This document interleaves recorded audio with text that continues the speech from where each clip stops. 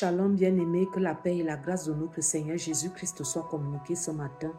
Je suis la servante du Seigneur Jeanne. Le thème qui nous conduira tout au long de cette semaine est intitulé « L'adoration au-delà d'un chant ».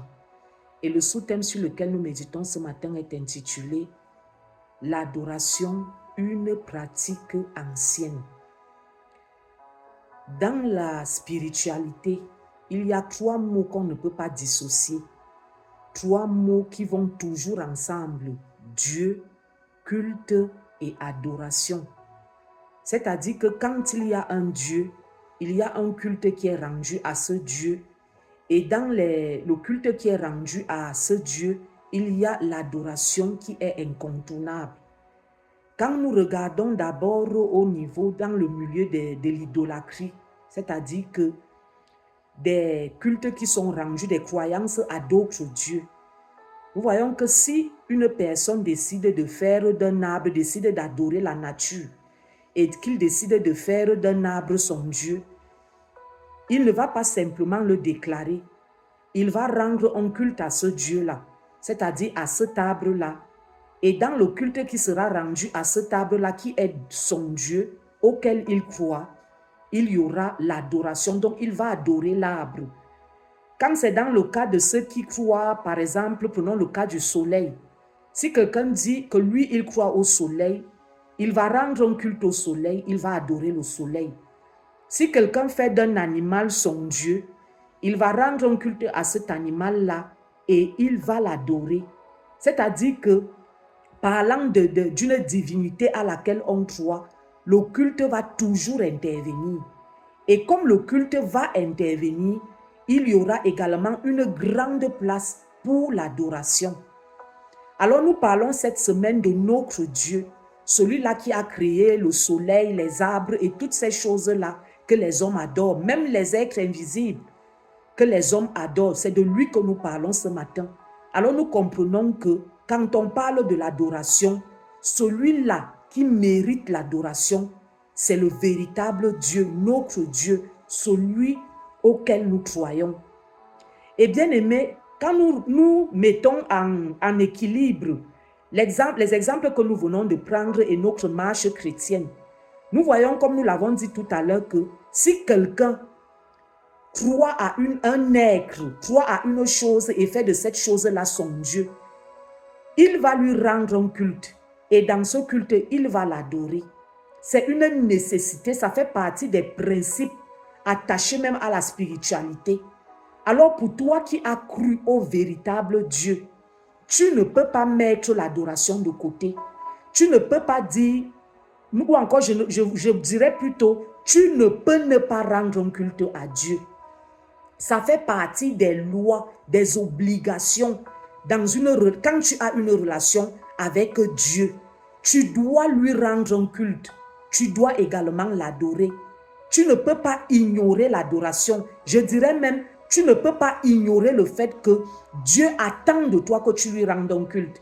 Si tu dis que tu crois en Dieu, alors Dieu attend de toi que tu lui rendes un culte. Il vaudrait mieux pour toi qui ne t'intéresse pas à un culte qui doit être rendu à Dieu, qui ne t'intéresse pas à l'adoration, ne même pas dire que tu crois en Dieu. Mais si déjà tu crois en Dieu, encore plus que tu décides d'entrer dans une relation avec Dieu, une marche avec Dieu, tu ne peux pas ignorer qu'il faut lui rendre un culte. Sans culte, il n'y a pas communion. Nous allons voir ces choses-là à la suite de nos méditations. Il n'y a pas l'expression même de la foi s'il n'y a pas culte. Il n'y a pas l'expression de la foi s'il n'y a pas adoration.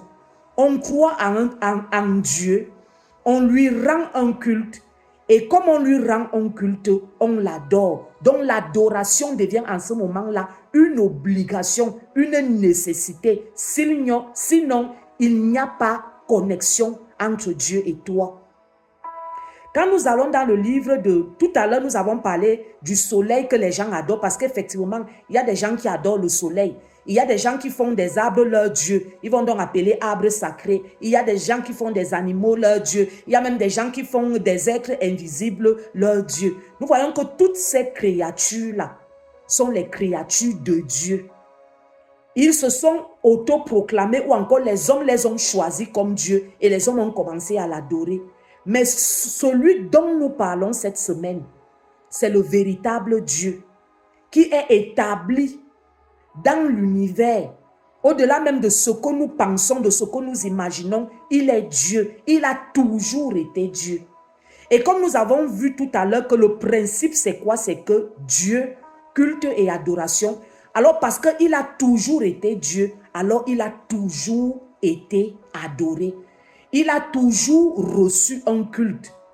Ce n'est pas l'homme qui commence à adorer Dieu.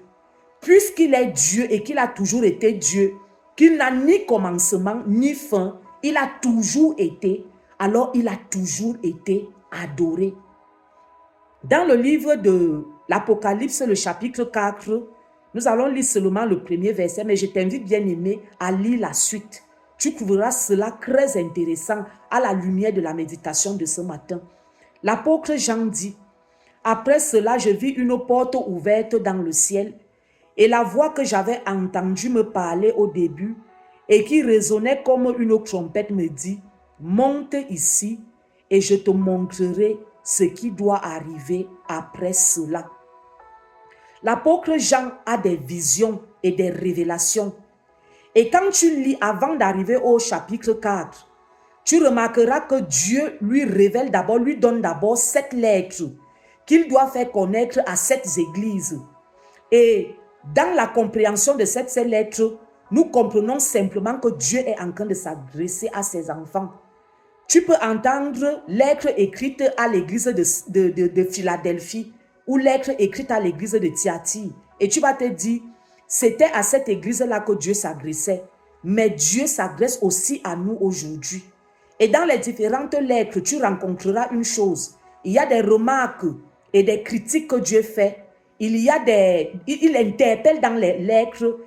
Et après, à la conclusion de chaque lettre, Dieu promet une chose. Il dit, à celui qui vaincra, je ferai ceci. À celui qui vaincra, je ferai cela. Et c'est nettement à la suite de ces lettres-là que Dieu va maintenant révéler, va amener Jean à avoir la vision de ce qui se passe au ciel. Qu'est-ce qu'il faut comprendre, bien-aimé, c'est que au-delà de toutes les promesses que Dieu a faites à son peuple, une promesse ressort dans les 7 lettres qui sont adressées à chacun de nous, c'est que Dieu a commencé sur la terre à nous faire participer à une adoration qui lui est due, qui lui est donnée au ciel, à une adoration qui est au ciel. Et quand il ravit Jean, c'est pour lui montrer que, et il lui montre que il y a une adoration qui est déjà établie et à laquelle le peuple de Dieu qui est sur la terre va participer. Ça veut dire quoi? Ça veut dire que, bien aimé, ce n'est pas nous qui commençons à adorer Dieu. Dieu est déjà adoré depuis des temps très anciens, des temps qu'on ne peut même pas définir, des temps qu'on ne peut même pas compter. Quand on parle de Dieu comme un être éternel, alors l'adoration qui lui est élevée est également une adoration éternelle. Ce n'est pas nous, ce n'est pas toi qui commences à adorer Dieu. Tu viens participer à une adoration qui est déjà là et qui existe depuis les éternités et les éternités avant toi. Une fois, par rapport à ce dont je suis en train de te parler, bien-aimé, une fois nous étions en train d'adorer, nous étions dans une réunion de prière et nous étions en train d'adorer. Et pendant que j'avais les yeux fermés, le Seigneur m'a amené à comprendre cette chose, que nous sommes les participants d'une adoration qui existe déjà et qui se déroule au ciel chaque jour. C'est-à-dire que tant qu'on dira Dieu, tant qu'on dira il est assis sur le trône, il sera adoré. Comme les Écritures disent qu'il est le même hier, aujourd'hui, éternellement. C'est de la même manière qu'il est adoré hier, aujourd'hui et éternellement. L'adoration qui est donnée à Dieu ne commence pas avec les hommes. Elle est déjà là. Elle est antique, elle est ancienne, elle est éternelle. Pourquoi? Parce qu'il est Dieu. Et que parce qu'il est Dieu, il mérite l'adoration. Bien-aimé, je t'invite, comme je te l'ai dit tout à l'heure, lis toute la scène, tout le chapitre 4. Tu vas voir une scène que l'apôtre Jean décrit, c'est-à-dire que jour et nuit, les êtres qui sont dans le ciel adorent Dieu. Ce n'est pas toi qui commences à l'adorer. Pourquoi j'insiste dessus? C'est pour que tu vois le privilège que Dieu t'accorde, toi humain, de participer à une adoration qui est éternelle. Une adoration qui est aussi ancienne que Dieu. Une adoration qui est aussi antique que Dieu. Dieu t'amène à participer à cela. Tu ne fais pas une faveur à Dieu en l'adorant. Tu ne crées rien en l'adorant. Tu viens participer à une adoration qui est déjà là et qui existe au ciel. Il y a une scène au ciel qui passe le temps à se renouveler, à se faire. C'est quoi? C'est l'adoration. Toutes choses vont s'arrêter, mais il y a une chose qui ne s'arrêtera pas, c'est l'adoration. Parce que quoi? L'adoration implique qu'il y a un Dieu qui est éternel et qui mérite l'adoration. Chaque fois que tu adores, tu es en train de te connecter à l'adoration qui est au ciel. Chaque fois que tu adores, tu es en train de te connecter au trône devant, tu es en train de te placer devant le trône de Dieu qui est au ciel. Chaque fois que tu adores, tu es en train de te connecter aux 4 êtres vivants qui se prosternent chaque jour devant lui. Ce n'est donc pas étonnant que pendant les moments d'adoration, que des gens aient des visions. C'est parce que nous sommes participants d'une adoration qui existe déjà. Bien aimé, quand on parle des 24 vieillards représentants du peuple de Dieu, c'est-à-dire que le Seigneur, l'Esprit de Dieu amenait Jean à comprendre que le peuple de Dieu qui est sur la terre va rejoindre le peuple de Dieu qui est au ciel pour adorer Dieu éternellement. C'est magnifique. Pendant que je suis en train de te dire cette chose, c'est tellement magnifique. Dieu fait de toi un participant, une participante de l'adoration qui est élevée devant son trône chaque jour. Alors bien aimé, je voudrais t'inviter chaque fois que tu vas prendre le livre de l'Apocalypse ou tout autre livre dans lequel les gens ont eu les visions du ciel. Dis-toi que Dieu est en train de me faire participer à sa gloire. Chaque fois que tu adores Dieu, tu es en train de participer à une gloire qui est établie d'éternité en éternité. Je voudrais t'inviter à bénir Dieu ce matin. Je voudrais t'inviter à lui dire merci. Nous avons l'habitude de prendre les moments d'adoration comme quelque chose qui pèse, comme un moment ennuyeux, comme un rituel, comme une habitude religieuse. Nous ne prenons pas toujours conscience que quand le moment d'adorer Dieu arrive, que ce soit seul dans l'intimité, dans ta maison, que ce soit dans la communauté dans laquelle tu persévères, au moment où tu te disposes à adorer Dieu, souviens-toi toujours qu'en ce moment, je suis en train de me connecter au ciel. En ce moment, je suis à côté des 4 êtres vivants. En ce moment, je me positionne devant le trône de Dieu. En ce moment, Dieu m'accorde la grâce et le privilège de participer à une adoration qui lui est donnée, qui lui est offerte depuis des siècles et des siècles. Père, nous te disons merci.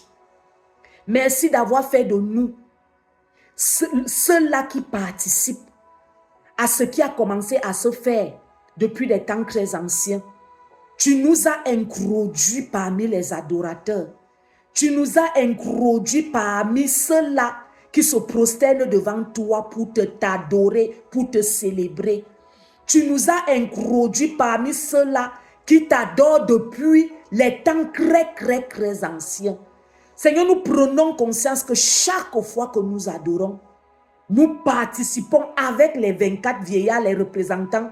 Nous participons avec les 4 êtres vivants. Nous participons même avec toute la cour céleste. Nous participons à cette adoration. L'adoration liée au soleil va s'arrêter. L'adoration qui est offerte à toutes ces créatures va s'arrêter. Seigneur, mais l'adoration qui t'est due est une adoration éternelle. Merci Seigneur de commencer à nous faire participer à cette adoration étant sur la terre. Amène-nous chaque jour à nous rappeler au moment où nous devons adorer que nous sommes en train de faire exactement ce qui se fait dans le ciel depuis des éternités et des éternités. Amen.